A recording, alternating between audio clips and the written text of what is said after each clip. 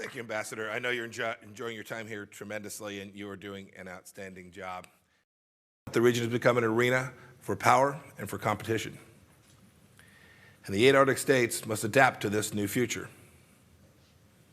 In its first 2 decades, the Arctic Council has had the luxury of focusing almost exclusively on scientific collaboration, on cultural matters, on environmental research, all important themes, very important, and we should continue to do those.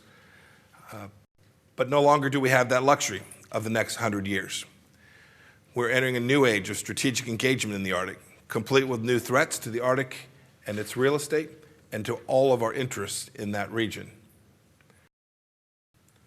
Beijing claims to be a near-Arctic state, yet the shortest distance between China and the Arctic is 900 miles. There are only Arctic states and non-Arctic states. No third category exists, and claiming otherwise entitles China to exactly nothing. China's pattern of aggressive behavior elsewhere should inform what we do and how it might treat the Arctic.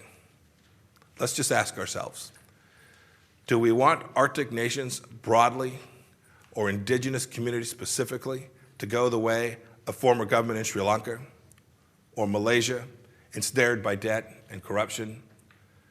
Do we want crucial Arctic infrastructure to end up like Chinese constructed roads in Ethiopia, crumbling and dangerous after only a few years?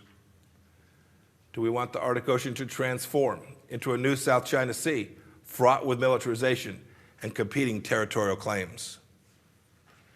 Do we want the fragile Arctic environment exposed to the same ecological devastation caused by China's fishing fleet in the seas off its coast, or unregulated industrial activity in its own country?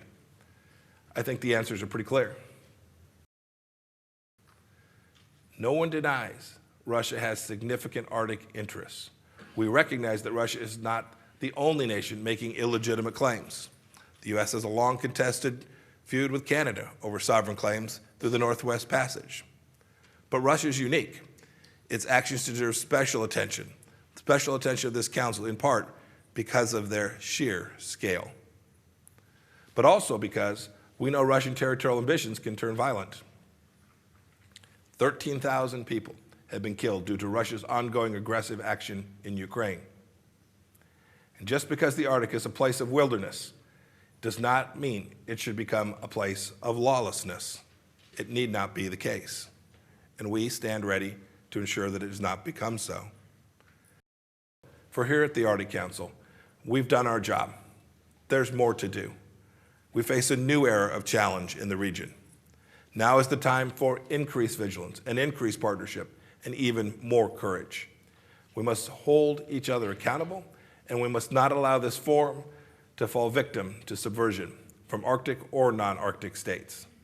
Through courage and partnership, we can succeed. I trust that we will. And our nations and the entire world can look forward to a bright, peaceful, sustainable future for this indispensable region. Thank you all for joining me here today.